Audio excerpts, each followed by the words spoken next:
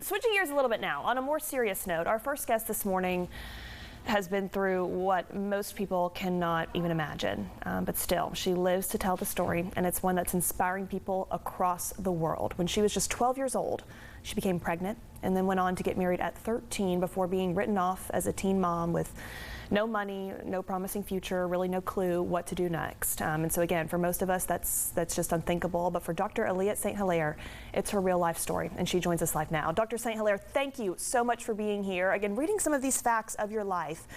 Pregnant at 12 years old, you were once a high school dropout. How did you find yourself in this situation, to whatever extent you're comfortable sharing? And then even more importantly, how did you get to where you are now?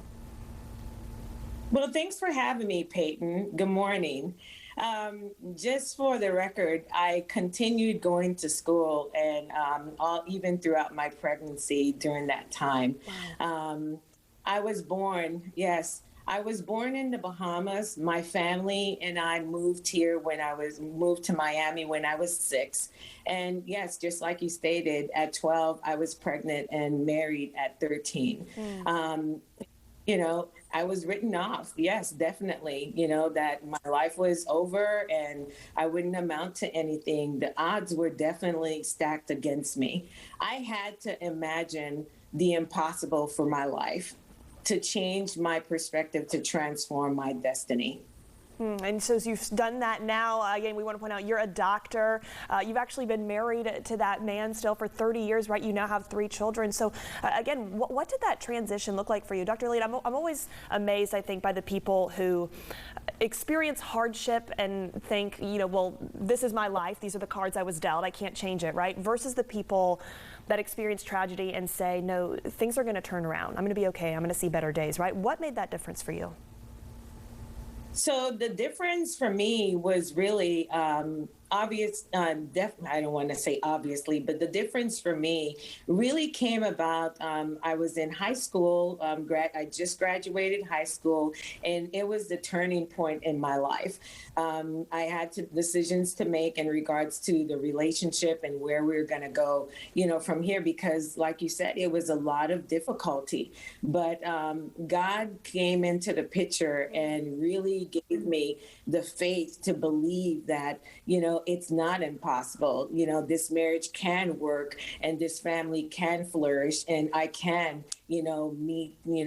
achieve the goals that I had set before me. Well, amen to that, and just praise to him, right, for guiding you in your life and protecting you in all that time. Kind of on that note now, Dr. Aliette, you've written a book about this, right, about the highs and lows of your life. What do you hope really people take away from these pages, and how do you hope to inspire them based on your life story? So, especially right now with the pandemic, a lot of people, have faced setbacks and difficulties. Some people are thinking they're not going to be able to, get the life that they had before, or even, move forward, in a positive direction.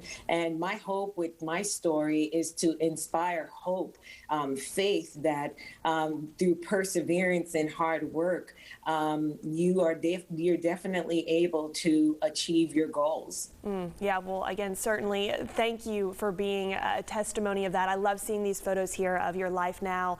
And so, Dr. Aliette, kind of just as we wrap up here, I'm curious if you could go back and tell yourself one thing at just 12 years old, what would that be? Wow, Peyton.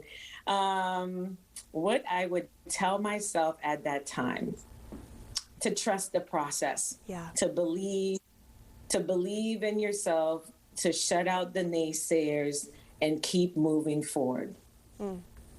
Well, it's certainly wonderful words of wisdom. Dr. Aliette, thank you not only for coming on the show, but for, again, just shining your light right now, putting a work like this out to inspire other people. We know so many people are going to be impacted by that, so thank you. We're going to flash up the details, if we can, of Dr. Aliette's book.